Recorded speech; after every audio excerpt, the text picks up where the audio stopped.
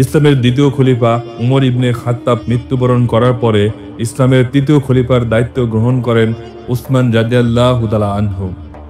উসমান রাদিয়াল্লাহু তাআলা আনহুর বিভিন্ন প্রদেশে প্রাদেশিক শাসনকর্তা নিয়োগ নিয়ে একদল তার বিরুদ্ধে অভিযোগ টেনে বিদ্রোহ শুরু করে।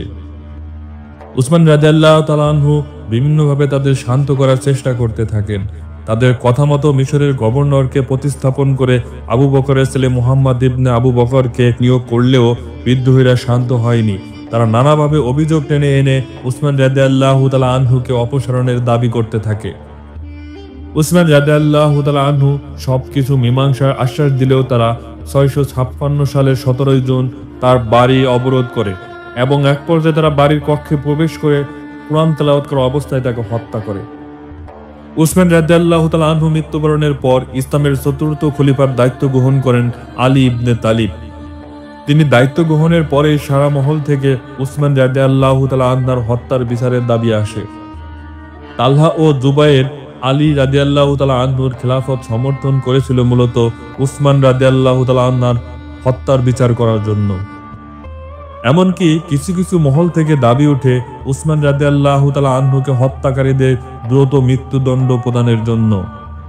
আয়েশা রাদিয়াল্লাহু তাআলা আনহা তালহা ইবনে উবাইদুল্লাহ ও জুবাইর ইবনুল আওয়ামকে সমর্থন করে উসমান রাদিয়াল্লাহু তাআলা আনহুর হত্যার বিচারের দাবি জানায়। কিছু ঐতিহাসিকের মতে আলী রাদিয়াল্লাহু তাআলা আনহুর বিরুদ্ধে আয়েশা রাদিয়াল্লাহু তাআলা আনহার কিছু ব্যক্তিগত বিদ্বেষ ছিল যা এই সমর্থনকে প্রাণ জুগিয়েছিল।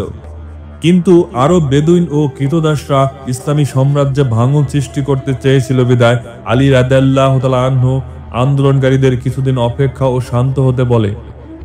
এভাবে দীর্ঘ 4 মাস অপেক্ষা করার পরেও উসমান রাদিয়াল্লাহু তাআলা আনহুর হত্যার বিচার হচ্ছিল না।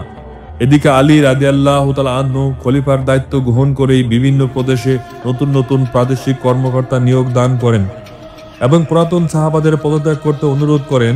অনেকে আলী রাদিয়াল্লাহু তাআলা আনহুর অনুরোধে পদত্যাগ করলেও সিরিয়ার প্রাদেশিক কর্মকর্তা মুয়াবিয়া তার নির্দেশ অমান্য করে এবং পদত্যাগ করতে অস্বীকার করে। উসমান রাদিয়াল্লাহু তাআলা আনহুর হত্যার বিচারের বিলম্বতা সহ্য করতে না পেরে আয়েশা, তালহা ও জুবায়ের ইরাক, মক্কা ও মদিনা থেকে 3000 সৈন্য সংগ্রহ করে বসরার দিকে অগ্রসর হন। 656 খ্রিস্টাব্দের 19 অক্টোবর বসরা আক্রমণ করে বসরার শাসক হানিবাকে বন্দী করেন। হযরত আলী রাদিয়াল্লাহু তাআলা আনহু বিদ্রোহকারীদের বিরুদ্ধে যুদ্ধ করতে না চাইলেও আয়েশা রাদিয়াল্লাহু তাআলা আনহার বসরার আক্রমণ তাকে অস্ত্র ধারণ করতে বাধ্য করে। তিনি তখন কাফেলা নিয়ে মুয়াবিয়াকে দমন করতে যাচ্ছিলেন। বসরা আক্রমণের খবর শুনে তিনি যুদ্ধ কাফেলা ঘুরিয়ে বসরার দিকে অগ্রসর হন। তার সাথে পর্যাপ্ত সৈন্য না থাকার কারণে কুফাতে অবস্থান করেন। তিনি কুফাকে রাজধানী করে দেওয়ার প্রতিশ্রুতি দিলেও কুফার জনগণ আলীর পক্ষ নিয়ে যুদ্ধ করতে অনিচ্ছা প্রকাশ করেন। পরে আলী রাদিয়াল্লাহু তাআলা আনহুর পুত্র হাসান রাদিয়াল্লাহু তাআলা আনহুর সহযোগিতায় 10,000 সৈন্য নিয়ে বসরার অভিমুখে যাত্রা শুরু করেন। খলিফা হিসেবে আলী রাদিয়াল্লাহু তাআলা আনহু আবারও আয়েশা, তালহা ও জুবাইরকে প্রস্তাব করেন যে খিলাফতের প্রাথমিক সংকট কেটে গেলেই তিনি উসমান রাদিয়াল্লাহু তাআলা আনহুর হত্যার বিচার করবেন। এই মর্মে তিনি আয়েশা রাদিয়াল্লাহু তাআলা আনহার নিকট শান্তি প্রস্তাব করেন। তালহা, জুবায়ের ও আয়েশা রাদিয়াল্লাহু তাআলা আনহা আলী রাদিয়াল্লাহু তাআলা আনহুর প্রস্তাব মেনে নিয়ে শান্তি চুক্তিতে রাজি হন। এদিকে প্রাথমিক শান্তি চুক্তি সম্পাদন হয়ে গেলে দুষ্কৃতিকারী ইবনে সাবা এর সমর্থকদের মধ্যে আতঙ্ক সৃষ্টি হয়। তারা ধারণা করে বসে শান্তি প্রতিষ্ঠা হয়ে গেলে উসমান রাদিয়াল্লাহু তাআলা আনহার হত্যার বিচারে তারাই প্রথম শিকার হবে।